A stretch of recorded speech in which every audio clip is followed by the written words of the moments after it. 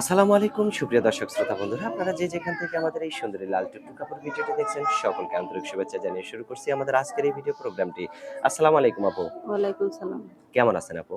আলহামদুলিল্লাহ ভালো আছি। আপনার নাম কি আপু? নাম মরিয়ম। মরিয়ম আপু, আপনি কোথায় থাকেন?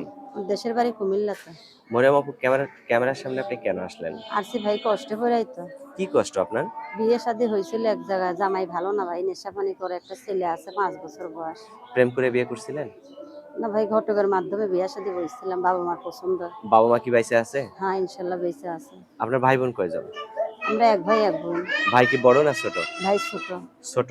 হুম। তে আপনার বাচ্চা কয়জন বললেন?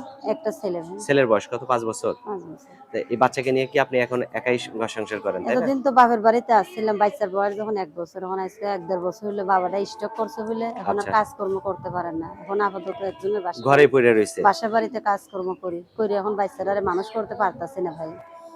তাই চাইছিলাম যদি কোনো মানুষ আমার পাশে দাঁড়াইতো, আমার ছেলের দায়িত্বটা নিতে পারে, তাহলে এমন একটা মানুষ পাইলে, বয়স্ক হইলে সমস্যা নেই। এখন আপনার বাচ্চা যদি সেই লোকটাকে বাবা না ডাকে তখন? ভাই ছোটবেলা ধরে মানুষজন গাছ পালে, সে গাছ যেভাবে বড় করবে সেভাবেই তার কথা শুনবে। আচ্ছা, অসংখ্য ধন্যবাদ। আপনার কথা খুবই ভালো লাগছে। এখন যে আপনাকে বিয়ে করবে তারও যদি মনে করেন বউ নাই বা বউ ডিভোর্স হয়ে গেছে, তার ঘরে বাচ্চা থাকে, সেই বাচ্চাদের মা হয়ে থাকতে পারবেন? হ্যাঁ ইনশাল্লাহ, সে যদি রাখে, যত্ন রাখে, মানুষ তো যত্ন রাখলে সবাই থাকতে পারে ভাই। একটা কাম শিখিয়ে দিলে, একবার শিখে দিলে 2বার করতে পারে, সমস্যা আচ্ছা। নেই। তো এখন যদি আপনাকে যে বিয়ে করবে সে যদি বয়স্ক হয় আপনার কোনো আপত্তি আছে? বয়স্ক হোক আর যেমনই হোক, আমি 5 ওয়াক্ত নামাজ পড়ি ভাই, অনেক কষ্ট করে প্রতিবেদনে আইছি।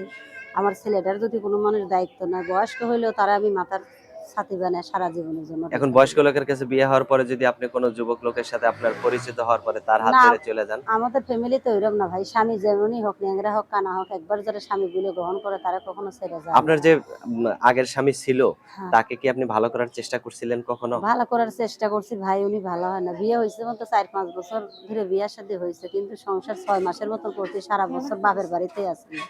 বাবা আচ্ছা। মাই খাওয়ান করছে, সবকিছু বাবা মাইকে দিচ্ছে। আচ্ছা, তো এখন যে ক্যামেরার সামনে আসছেন আপনার ফোন নাম্বার দিবেন ভিডিওতে? ফোন নাম্বার আমি দিয়ে দেবো ভাই, আমার একটা বাটাম মোবাইল আছে, মোবাইল আসলে নষ্ট হয়ে গেছে, ভেঙে গেছে।